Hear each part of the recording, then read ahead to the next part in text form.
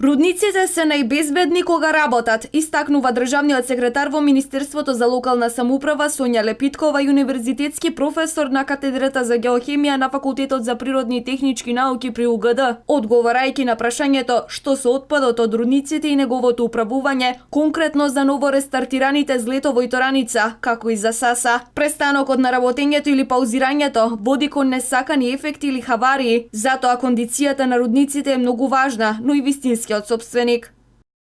Кога работат рудниците, се контролира состојбата, бидејќи тогаш нема некој друг вид на отпад, туку би тоа се подземни рудници, технологијата е таква, тоа е јаловишна депонија, која што се складира, како таква и можеби во некои идни времиња, таа би можела да биде повторно употребена, искористена и така натаму, и ако тоа е управувано така како што треба, опасноста е речиси минимална.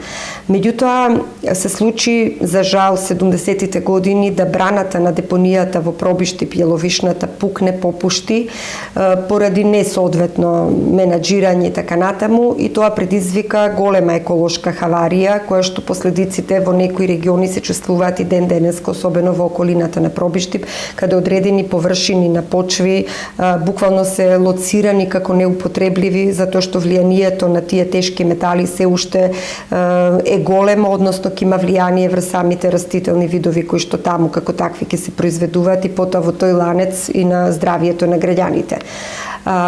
Денеска тоа јаловиште, што како такво е жешка точка и за тоа треба државата да се грижи, ние како Министерство направивме една студија за негова рехабилитација, односно рекултивација.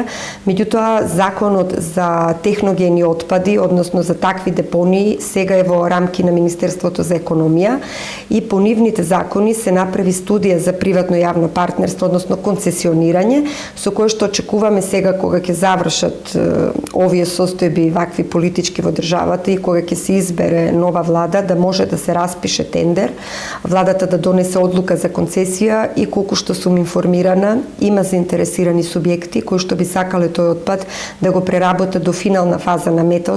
Документите се веќе изготвени и се чека на реализацијата. Тој простор кој што на градоначалникот на Пробиштип му припаѓа и во самиот урбанистички план, во ГУПот и му прави проблеми за развој на самата општина за планирање, од тие причини да се рекултивира тој простор во одреден временски период и понатаму не знам како ќе планираат граѓаните на Пробиштип. На почеток сигурно ќе биде една зелена паркова површина, која што понатаму, која ќе се стабилизира тлото, сигурно ќе планираат како да ја употребат.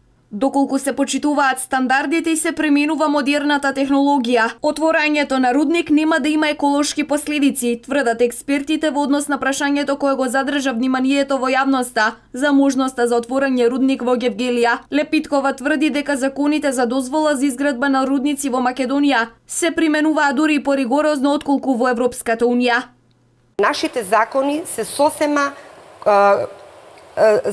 применети по директивите на Европската унија. Ние ги имаме пресликано 100%. Дури во некои работи сме можеби и построги во временски дистанци како се даваат дозволите. Присутна јавноста во целиот процес. Организираме јавни дебати, ја ставаме на веб страната на Министерството целокупната документација. Било кој професионалец, експерт и лаик може да ја види. Тоа месец дена стои. Се објавува дека ќе има јавна расправа во Весник. Дневен весник, неколку дена, оди на локални телевизии и се покануваат сите граѓани кои што имат интерес да учествуваат. Лепиткова истакна дека во Гевгелија во моментот се вршат детални геолошки истражувања, дадени се 2 концесии, односно дозволи за истражување. И ако е во фаза истражувањето, не мора да значи отворање на рудник. Можеби ќе се отвори после неколку години, а може и воопшто нема да се отвори, потенцира Лепиткова.